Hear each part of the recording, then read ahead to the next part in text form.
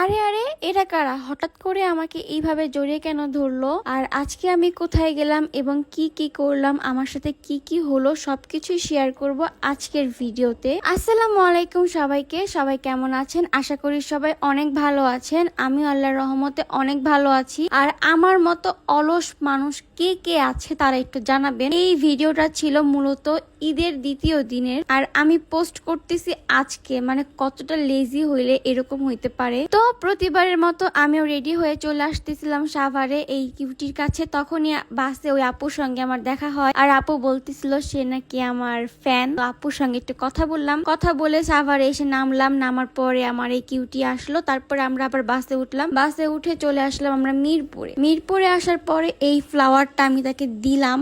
এরপর চলে আসলাম একটা রেস্টুরেন্টে। এটা কোন রেস্টুরেন্ট আপনারাই বলেন। তো এইটা আমার কাছে তেমন একটা ভাল লাগে নাই, কারণ অনেক ছোট ছিল, প্লাস হচ্ছে অনেক বেশি ক্রাউড ছিল। যেহেতু ঈদের দ্বিতীয় দিন, সো ক্রাউড থাকাটা খুবই স্বাভাবিক। আমি ভিতরে যেয়ে দেখলাম যে ভিতরে কোনো ফাঁকা স্পেস আছে কিনা। তো ভিতরে অনেক বেশি ক্রাউড ছিল, বাইরেও ক্রাউড ছিল। তো আমার ভাল লাগে না। দেন হচ্ছে আমরা এখান থেকে চলে আসি। তার আগে একটা কথা বলে রাখি, আমার ভয়েসটা হয়তো বা একটু চেঞ্জ আসতে পারে, কারণ আমার ঠান্ডা লাগছে, যার জন্য ভয়েসটা একটু বসে গেছে। তোমরা একটু ম্যানেজ করে নিও। তারপরে রিক্সা নিয়ে চলে আসলাম আমরা অন্য একটা রেস্টুরেন্টে। আর এই দেখো, আমি আমার স্কিন দেখাচ্ছিলাম। আমার স্কিন আগে কত ফ্রেশ ছিল ভাই, কোনো স্পট ছিল না, কিচ্ছু ছিল না। বাট এই ব্রাইডাল শুটে যায় আমার পুরো স্কিনই ড্যামেজ হয়ে গেছে। এখন নিজের স্কিন দেখলে নিজের কাছে কষ্ট লাগে। মানে এত দাগ পড়ে গেছে স্কিনে, প্লাস হচ্ছে পিম্পলের সমস্যা হয়েছে। কি করবো আমি, তোমরা আমাকে একটু সাজেস্ট করো। অন্যদিকে আমি ব্যাগে করে নীল পলিশ নিয়ে আসছিলাম। তো তাজবিহাকে বললাম যে নীল পলিশ পরাই দাও। ওইদিকে নীল পলিশ পরাচ্ছিল,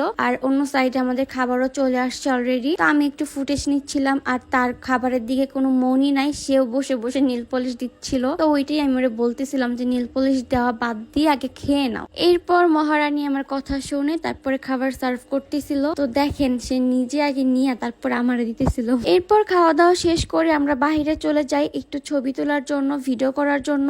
আর যাই আমার মনটা ভাঙা যায়, কারণ তাজবিহা আমাকে ফার্স্টেই বলছিল যে রাত্রে কিন্তু এখানে ভিডিও বা ছবি কোনোটাই সুন্দর আসে না, দিনের আলো থাকতে থাকতেই করে নাও। তো আমি ওর কথা শুনি নাই, পাকনামো করছিলাম, বলছিলাম যে এত বেশি লাইটিং, এখানে ছবি সুন্দর আসবে। বাট দেখেন ভিডিও গুলোই কত কালো আসছে, আর ছবির কথা তো বাদই দিলাম। তো আর কি করার, নিজেকে নিজে এক বালতি সমবেদনা জানাই দিলাম, আর মনে মনে বললাম যে গরিবের কথা বাসি হলেও মিষ্টি হয়। এরপর একটু সামনে এগোতে এই সুইট সুইট দুইটা আপুর সাথে দেখা হয়। আপু দেখেই আমাকে ফার্স্ট একটা হাগ করে। মাশাল্লাহ, আপুটা অনেক বেশি ফ্রেন্ডলি ছিল আর অনেক কিউট ছিল। এই আপুর সাথে আরো একটা আপু ছিল, ওই আপুটা অনেক সুইট। মাশাল্লাহ মাশাল্লাহ। তো আপুদের সঙ্গে একটু কথা বললাম, কথা বলে তারপরে আপুরা কিছু পিকচার তুললো। এখান দিয়ে তাজবিহ আমাকে ভিডিও করে দিচ্ছিল।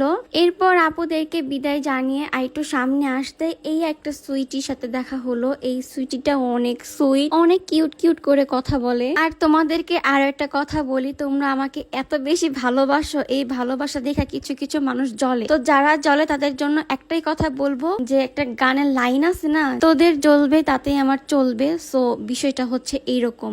যাই হোক, তার আগে বলো এই সুন্দর ড্রেসে আমাকে কেমন লাগতেছে। এই ড্রেসটা আমি যেই পেজ থেকে নিয়েছি, পেজটা আমার স্ক্রিনে দিয়ে রাখবো, তোমরা চাইলে চেক আউট করতে পারো। এরপরে আমাদের ঘোরাঘুরি শেষ হলে আমরা এখান থেকে চলে যাচ্ছিলাম। তারপরে ভাবলাম যে একটু সাইডে যাই। আমি কোথায় কোথায় গেছি আমি নাম বলবো না, কজ ফ্রি প্রমোশন দিতে ভাল লাগে না। তোমরা যারা থাকো তোমরা অবশ্যই চিনবা। এরপরে হচ্ছে আমরা ভাবলাম যে অনেক রাত হয়েছে, তাহলে চলো বাসায় চলে যাই। তারপরে বাসায় যাওয়ার উদ্দেশ্যে বের হয়ে গেলাম। আর আমার পরা ড্রেসটি তোমাদের কাছে কেমন লাগছে এটা কিন্তু অবশ্যই জানাতে ভুলবা না। এই তো বাসে উঠে দুজনে একটু ঢং করতেছিলাম, ওরে জানি কি বলতেছিলাম আমি মনে নাই, তো ও জানি কি বলতেছিল। যাই হোক, আজকের ভিডিও এই পর্যন্তই। সবাই ভালো থাকবা, সুস্থ থাকবা, আল্লাহ হাফেজ।